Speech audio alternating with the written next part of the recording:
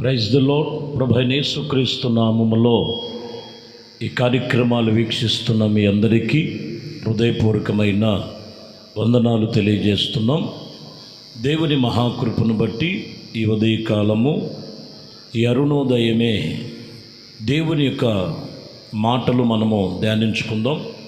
పరిశుద్ధ గ్రంథములో నుండి ఫిలిప్పీలకు రాసిన పత్రిక 4వ అధ్యాయము 19వ వచనాన్ని చదువుతున్నాం. కాగా దేవుడు తన ఐశ్వర్యము చొప్పున క్రీస్తు యేసునందు మహిమలో ప్రతి అవసరతలను తీర్చును. దైవజనుడు పౌలు ఇక్కడ చెబుతున్న మాట, క్రీస్తు యేసునందు మీ ప్రతి అవసరాలు తీర్చబడును. దేవుని యొక్క సన్నిధిలో ఆయన మహిమైశ్వర్యము చొప్పున ప్రతి అవసరములు దేవుని సన్నిధిలో తీర్చబడతాయని దేవుని వాక్యము చెప్తున్న మాట. కాబట్టి ప్రియమైన దేవుని బిడ్డలారా, దైవజనుడు పౌలు చెప్తున్నటువంటి సంఘముతో చెప్తూ, మనిషి యొక్క ఆలోచన విధానాలలో ఎన్నో అవసరాలు ఉన్నాయి, ఎన్నో అక్కర్లు ఉన్నాయి. ప్రతి అక్కర్లు, ప్రతి అవసరాలు తీర్చేటువంటి పరిస్థితుల వైపు కొన్ని మనుషుల వైపు చూస్తున్నటువంటి పరిస్థితులుగా ఉన్నట్లుగా కూడా ఉంటుంది. కానీ ఇక్కడ మీరు గమనించినట్లయితే పౌలు గారు చెప్తున్నారు, క్రీస్తు యేసునందే మీ ప్రతి అవసరాలు తీర్చబడతాయి. దేవుని సన్నిధిలో నీ అవసరములు తీర్చబడినటువంటి రీతిగా మరి ఉదయకాలము ప్రభు మరి యేసుక్రీస్తుని నీవు రక్షకుడిగా దేవుని యందు విశ్వాసము కలిగి ప్రభుతో నడుస్తున్నటువంటి నియమ నిబంధనల ప్రకారముగా నడుచుకుంటున్నావా? చూసినట్లయితే ఇదిగో ప్రతి అవసరాలు, మొదటి అవసరము దేవుని సన్నిధిలో తీర్చబడిన రీతిని మనం గమనిస్తే, కొలసీలకు రాసిన పత్రికలో 2వ అధ్యాయము 3వ వచనాన్ని మనం చదువుతున్నాం. బుద్ధి జ్ఞానములు సర్వ సంపదలు ఆయన యొద్దనే క్లుప్తములై ఉన్నవి. చూడండి, మొదటిగా మనము కావలసింది ఏంటంటే, మనిషి యొక్క ఈ లోకములో జీవిస్తూ శరీరధారి అయినటువంటి ప్రతి మనిషి యొక్క జీవితంలో ముందు కావలసినది బుద్ధి జ్ఞానం అని వాక్యం చెప్తున్నమాట. బుద్ధి జ్ఞానము దేవుని సన్నిధిలో క్లుప్తమై ఉన్నవి, గుప్తమై ఉన్నవి. ఈ వాక్యములో మీరు గమనించినట్లయితే మనము ఆత్మ సంబంధముగా ఎప్పటికప్పుడు జ్ఞానము గలవారమై ఆత్మీయతలో మనం నడుచుకునేటువంటి అనుభవాల మధ్యలో ఉండాలని లేఖనాలు చెప్తున్న మాటలు. కొందరు వాక్యాలు వింటారు, దేవుణ్ణి వెంబడిస్తూనే ఉంటారు, కానీ వాళ్ళల్లో దేవుడు సూచించినటువంటి జ్ఞానమే కానీ, లేకపోతే ఆ వాక్యానుసరమైనటువంటి బుద్ధితో నడుచుకునేటువంటి నియమ నిబంధనలు లేకపోవటం వలన వారి అవసరాలు తీరలేకపోతున్నది. ఈ వాక్యములో అదే చెప్తున్న మాట, యేసుక్రీస్తు నందు మీ ప్రతి అవసరాలు తీర్చబడతాయి. ఎందుకంటే మరి రాజుగా సొలొమోను ఆయన మరి నియమించబడిన మొదటి దినాలలో, రాజుల మొదటి గ్రంథములో 3వ అధ్యాయం 5వ వచనంలో మనం చదివితే, మొదటిగా యెహోవా రాత్రివేళ స్వప్నమందు సొలొమోనుకు ప్రత్యక్షమాయెను. నీకు దేనిని ఇచ్చినట్లు నీకిష్టమైన దానిని అడగమని దేవుడు అతనికి సెలవీయగా, సొలొమోను ఇలాగా మనవి చేసెను. దావీదు మరి దాసుడైనటువంటి తండ్రిగా ఉన్నప్పుడు, ఇక్కడ ఆయన మనవులు చూడండి, దాసుడైన నా తండ్రి అయినటువంటి దావీదు దృష్టికి అనుకూలముగాను సత్యమును నీతిని అనుసరించి యథార్థముగా నడుచుకునేటువంటి మనస్సు గలవాడై ప్రవర్తించును గనుక నీవు అతని ఎడల పరిపూర్ణమైన కటాక్షింపపరిచితివి.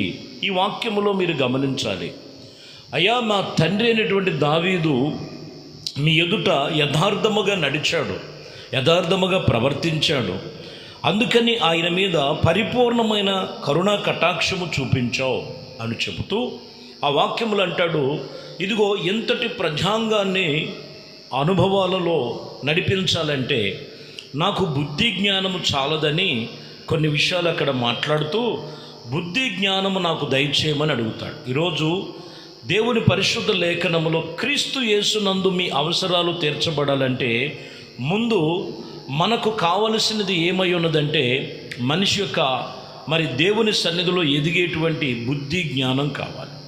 ఇతరుల ఎడల లోకములో ఎలా జీవిస్తున్నాం, అదే స్వప్నమందు కనపడిన దర్శనములో సొలొమోను దేవుణ్ణి అడుగుతున్నాడు. ఈరోజు మనము కొందరిని అడిగితే ప్రతి అవసరాలు దేవుని దగ్గర తీరుతాయి అంటే, కొందరిని మనం చూస్తే రోగంగా ఉన్నదండి, రోగం తీర్చండి, అప్పుల్లో ఉన్నామండి, అప్పులు తీర్చండి, సమస్యల్లో ఉన్నామండి, తీరుస్తానికే ప్రభు పిలుస్తున్నాడు. వాటికన్నా ముందుగా ప్రభు నొద్దకు వచ్చి తమ బుద్ధి జ్ఞానము సరిచేసుకొని దేవునికి ఇష్టలుగా నడుచుకోగలిగితే నీ ప్రతి అవసరాలు దేవుడి సన్నిధిలో తీర్చబడతాయి. ముందు మారాల్సింది బుద్ధి జ్ఞానము గలవారై దేవుని ఎదుట నడుచుకోవాలి. క్రీస్తు యేసునందు మీ ప్రతి అవసరములు తీర్చబడును. కీర్తన గ్రంథములో 37వ కీర్తన 4వ వచనములో యెహోవాను బట్టి సంతోషించుము, ఆయన నీ హృదయ వాంఛలు తీర్చును. చూడండి, ఇక్కడ మనము దేవుని బట్టే సంతోషించాలి, కానీ లోక సంబంధమైన వాటిలో ఏది సంతోషము కలగదండి. మరి ఇక్కడ మనం గమనిస్తే భక్తుడు రాయబడిన మాటలో నా హృదయ వాంఛలు తీర్చును. నీ హృదయములో ఏమైతే వాంఛలుగా ఉన్నాయో, ఏదైతే ఆశ కలిగి ఉన్నదో, ఏదైతే అక్కర కలిగి ఉన్నదో అవన్నీ కూడా ఆయన తీర్చగలిగినటువంటి గొప్ప దేవుడు ఆయన. అయితే ఇక్కడ మనము దేవుని బట్టి మనం సంతోషించి దేవుని యందే మనం అతిశయించగలిగితే నీ హృదయ వాంఛలు తీరుస్తాడు.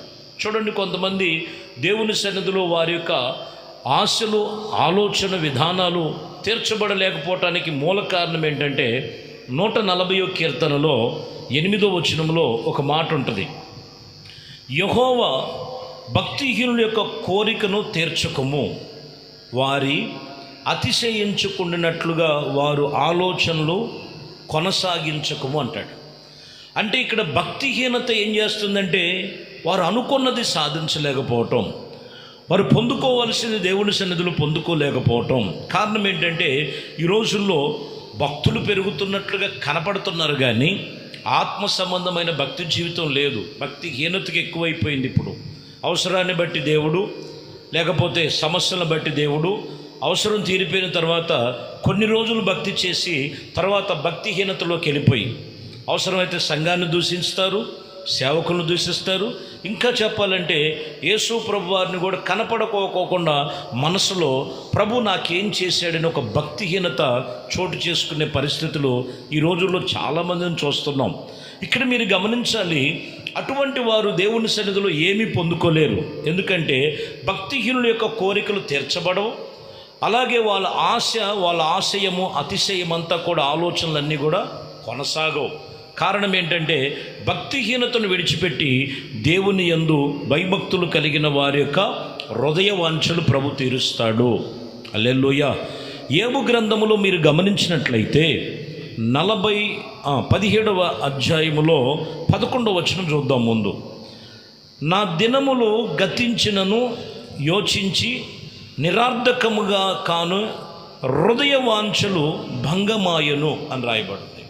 ఇక్కడ మీరు గమనించినట్లయితే నా హృదయములు గతించిపోయినను యోచించి నిరార్థకమాయనని అనుకొనుచు హృదయ వాంఛలు భంగమైనప్పటికీ, వాక్యం చెప్తున్నటువంటి మాట, యోబు జీవితంలో యథార్థమైన భక్తిని విడిచిపెట్టలేదు.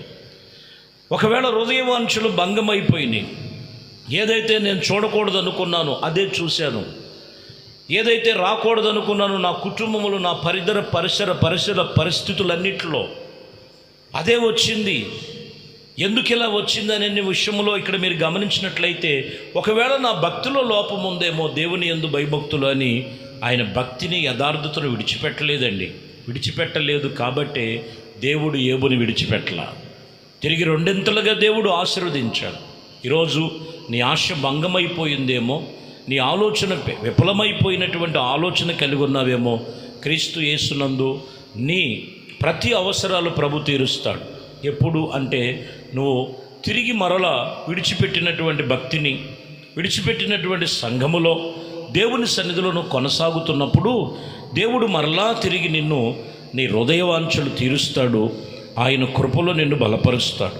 ఎందుకంటే సామెతల గ్రంథంలో 12వ అధ్యాయం 13వ అధ్యాయం 12వ వచనం, కోరిక సఫలము కాకుండా చేత హృదయ వాంఛలు సిద్ధించి మనోవాంఛ జీవవృక్షమాయను అని రాయబడింది. ఇక్కడ కోరికలు సఫలము కాకుండా చేత హృదయము నొచ్చుకొని సిద్ధించను మనోవాంఛ ఇదిగో జీవవృక్షమాయను. ఇక్కడ 3 విషయాలు మనం గమనించాలి. కొన్ని కోరికలు సఫలము కాకపోవటానికి హృదయము నొచ్చుకుంటుంది. హృదయము నొచ్చుకున్నప్పుడు మీరు ఏం కలిగి ఉండాలంటే స్థిరమైనటువంటి విశ్వాస జీవితంలో మనం పునాది మీద చక్కగా కట్టబడినట్లుగా రాయబడి ఉన్నది. అప్పుడు నీ మనోవేదన తీసివేసి తిరిగి జీవవృక్షము వలె అది అన్ని విషయములో ఫలించేటువంటి అనుభవాల మధ్యలో ఉంటుంది. దేవునికి మహిమ కలుగునుగాక. కాబట్టి ఈరోజు సఫలము కాలేదు, నేను సక్సెస్ కాలేకపోతున్నాను, నేను అనుకున్నది రీచ్ అవ్వలేకపోతున్నానంటే మొదటిగా నీకు కావలసింది దేవునికి తెలుసు.